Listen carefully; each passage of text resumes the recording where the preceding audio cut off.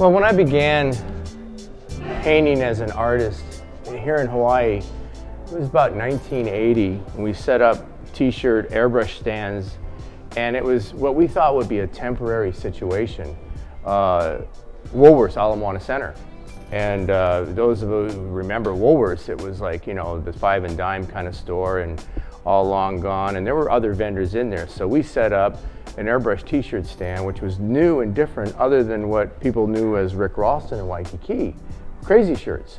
So when he kind of ended his era, we kind of stepped in, and we offered something a little different, which was like the Heart Beach scene, the couple's name, you know, Kimo loves Suzette or whoever it is, and you know, it just took off. Everyone had to have one. You know, when I came and I was doing the t-shirts, and I first met my wife in Honolulu, New Valley girl, Susan, you know, I had 40 bucks, and that was it. That's all I had to my name, and you know, I had one van with 6 guys were using to get to the swap meet and back, and so I had a vision. You know, I wanted to be an artist. The t-shirts became work, and they were a lot of management to set it up and break it down, and everyone, you know, running out of black paint or medium shirts. But our roots were we loved to paint cars and motorcycles. So while we were doing that whole showmanship with the shirts, we were promoting our shop Cosmic as painting bikes and cars. And so we grew from a little tiny shop in Kaimuki to up into a larger shop now in Evelay. And at one point when the shirts completely died out and they had their era and it ended about 1990, we stepped into doing the cars and the bikes. And man, it just took off, because you think about it, our weather in Hawaii is so great for car show events and motorcycle events and all that. It just, our network, we had been around long enough to be accepted. And I think doing all that commercial art on t-shirts and cars and bikes, really your root is someday to want to be able to paint what you want and people like it, because t-shirts and cars and bikes, face it, they tell us what to paint.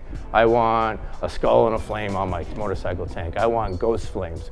We're told what to do, and so accepting that role for many years, many years, now with fine art, I paint what I want. I mean, I come from that whole Rat Fink, Big Daddy Rat era, working with Carl Smith, was trained by Bob Spina back in Vegas to pinstripe. I just paint what I like, but what's funny is my clientele is me. I'm my best customer. So when I paint a painting of a hot rod with a couple tikis in it, I mean, that's just what's coming from my heart. The relation to that, to the customer base, is they love it, because we're all, face it, we don't have sitting sofa rooms where grandparents visit anymore. We got game rooms, we got computer rooms. It's like the lifestyle's changed, so that's what it took. Understanding the business side of art was a challenge, but I took it on first. When I was 17 years old, I opened a small shop in Las Vegas doing what I do now, not fine art, but custom painting, and failed. Man, I was a slow learner. I took it on the chin a lot of times. I basically ended up in debt. But I found my way out of it. It's because I had the passion to do what I love to do, paint. And it's all I wanted to do was paint, no matter what it was painting on. So it wasn't like, well, I'm gonna go get a job as a busboy in a hotel, or I'm gonna, you know, work as a mechanic in a shop. It's like I needed to figure out how to make painting survive. Growing up as an artist is definitely a commitment. It's like the musician who will sleep in his car just so he can play guitar at night on weekends, and if that's all he has, he'll do that. Young kids that are inspired to be artists, they need to understand the dedication that it's required to it. Try to stay on your path. You know, if you need to deviate and work and do other things along the way, but don't give up your passion, and learn anything you can along the way and diversify, because you never know, you'll start off doing one type of art and you're gonna end up doing something else. I mean, I was painting bikes and now I'm painting hot rods with tikis in them, but that's what it took to get there. So, you know, it's a journey.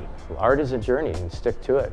I find the best art in any person, or the artist, the best you're gonna get out of them, is not limiting them. Let them, if you tell an artist, hey, paint what you want to paint. And so when I find a tattoo artist, I've always traded out my art for his art. And that was the deal. Hey, I give to you, you give to me. You do what you want to tattoo from your heart. I'll paint what I want to paint, but we both know what the subject matter is. So that's how it works.